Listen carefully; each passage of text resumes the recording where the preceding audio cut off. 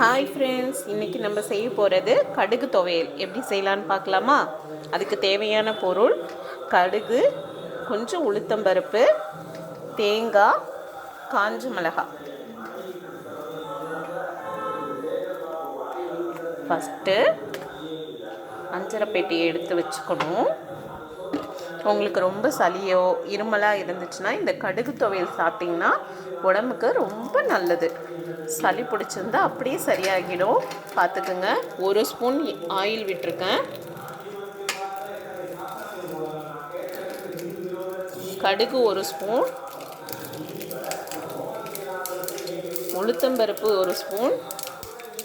கடுகு பொரிஞ்சு வரவுடனே உளுத்தம்பருப்பு போட்டுருங்க. ரெண்டும் கரெக்டாக சம அளவு போட்டு தான் அந்த மெரூன் கலர் வரதுக்கு கரெக்டாக இருக்கும். சரியா? நான் இன்றைக்கி ஆயில் கொஞ்சம் 1 ஸ்பூன் ஜாஸ்தியாக சேர்த்துட்டேன் போல். நீங்கள் 1 ஸ்பூன் சேர்த்தா போதும். கடுகு பொரிக்கிற அளவுக்கு தேவையான எண்ணெய் இருந்தால் போதும். பார்த்துக்குங்க.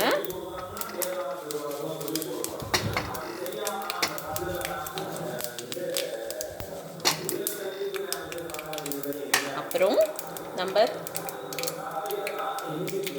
வரமிளகாய் போட்டுக்குவோம்.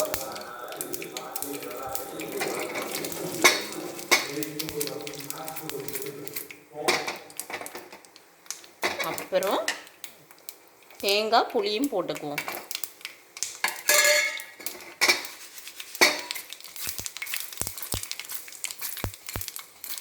இதை அப்படியே ஆஃப் பண்ணிவிட்டு சிம்மில் வச்சு அரைச்சிக்குங்க.